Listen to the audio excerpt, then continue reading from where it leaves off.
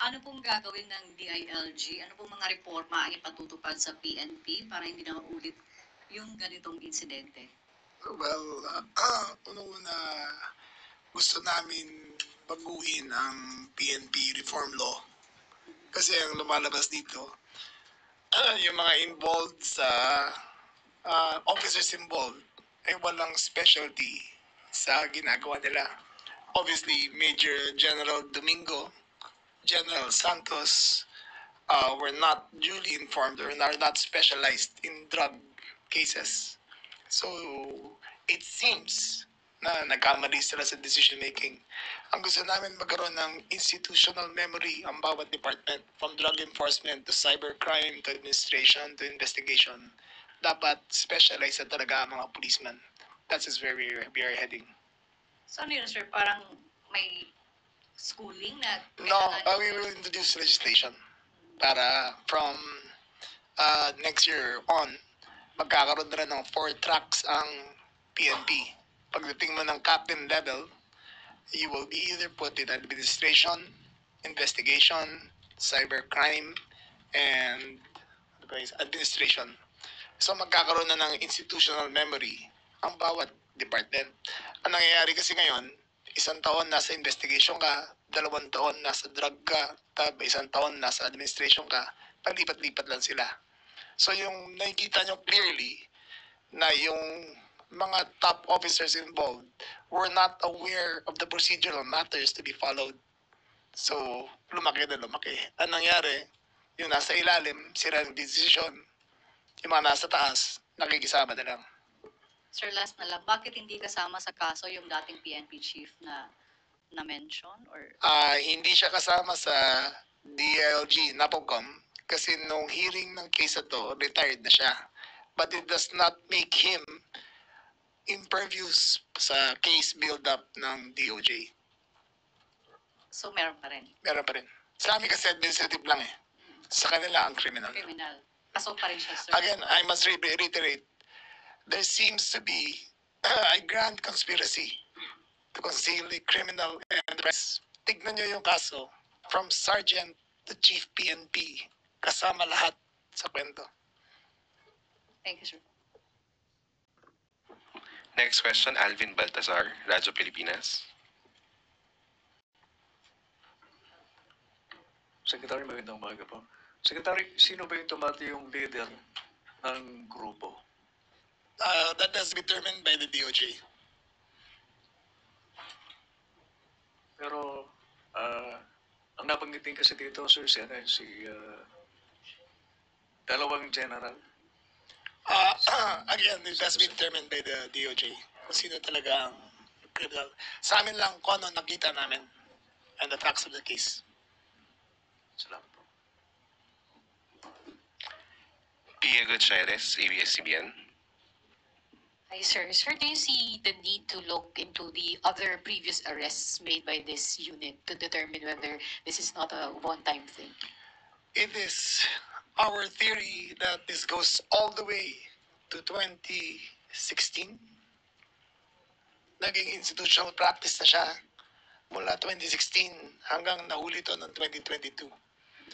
It seems that it became a standard procedure ng mga ilang elements ng PNP na magkaroon ng mga drug haul, re-report ng konti, ibabotega ang marami. It seems to be that way. And what we have done now for the first time is to show conclusively that the criminal enterprise involving the selling, the arrest, the storage, the intent to distribute, and the intent to cover up all in one day nangyari. So it shows, that's why I said a grand conspiracy of a criminal enterprise. Sir, following the revelation of the supposed criminal enterprise, is there a need to extend this investigation to other units of the PNP?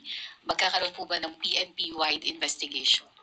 Yes, we will go back to 2016 all the way down to 2022. Again, sir, why 2016? It is our theory, but not proven, na dahil sa reward system na ginawa ng instituted by the PNP when at tuwing may, para dahil may reward, kukuha sila ng tingi, ilalagay doon, may reward, may accomplishment. So doon naroon yung bodega, kuha, arrest, reward, promotion. Parang ganun na naging sistema nila. Next question, Hazel Pardilla, PTV4. Sir, good morning. How compelling is the evidence to guarantee the conviction and imprisonment of those?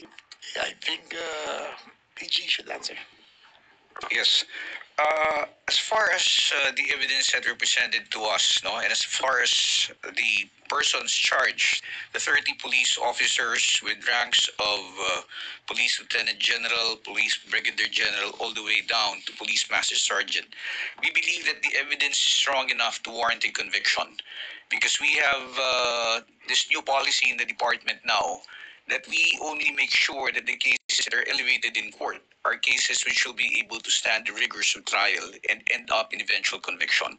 So as far as the Department of Justice is concerned, with the two cases that were recently filed, we are confident that we will be able to muster a conviction for all those charged.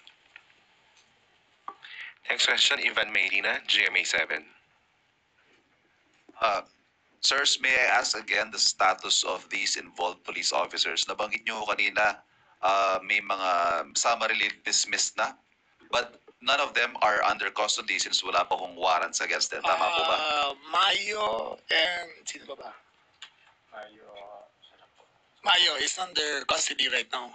Siya kasi yung unang na-charge eh. Siya lang po. At siya kasi Atadero yata. No? Pero sino po ang nasa active service technically? Almost all of them. Almost all of them. Yes. Except yung mga iba niyang retired na. Like si Azurin was not included in our case build-up because he was retired already when this case was brought forth. Pero are they still allowed to perform the duties of a police officer? Okay. Please answer. Yes, no. So, we released the decision just recently. Prior to release, they were all in the active service, except for those who retired in the course of these proceedings. But until this decision, they were still all active. But sir, knowing their involvement, possible involvement in something this big of a crime, hindi ho ba natin sila i-monitor at least habang pending evaluation of their cases? PG. Well, I think considering the fact that there are already cases filed against them, no, and although meron na pong findings doon sa administrative case, it becomes necessary, no, that we somehow are aware of the movements, we are aware of the whereabouts of all these police officers, so that in the event that the warrants are actually issued and received by the Philippine National Police, the same can be immediately and easily implemented. Okay? So, inihintay lang po natin na lumabas yung mga kaukulang warrant galing sa husgado at yan naman po ay kaagad ipadadala sa PNP. Now, considering na nasa serbisyo pa po yung iba rito dahil sa maaari pa naman po silang mag-apila doon sa kanilang administrative case, baka mas mapapadali po kung sakasakali pong alam natin ang kanilang pinagkakalagyan sa ngayon. Last question from my end. 1.5 tons of shabu, a staggering quantity. Na-trace na ho ba natin saan galing ito at nasaan ho itong drugs ito as we speak? We have theories, but unsubstantiated. Pero it looks like it came from the drug halls in Pampanga, Pampanga, La Union, Pangasinan, Quezon, Bulacan. Imported ho ito, hindi niluto dito. Hindi, imported lahat. Lahat yan most of them naka-Chinese tea green bags. And consistent with the investigations over there, they would only declare, I think, 10%. And the rest, binubodega na. Next question, Tristan Nadalio, Newswatch Plus. Hi sir, good morning po. Sir, just a follow-up dun sa nabanggit nyo na kanina na you're looking at as way back as 2016 and by reward system. Sir, na-mention na rin doon before sa Quadcom hearings. Is the DILG and DOJ parang likely to believe na meron nga pong reward system nung panahon ni dating Pangulong Rodrigo Duterte? I think it was made very clear during the Quadcom by the PCSO chair, Garma, that there was a reward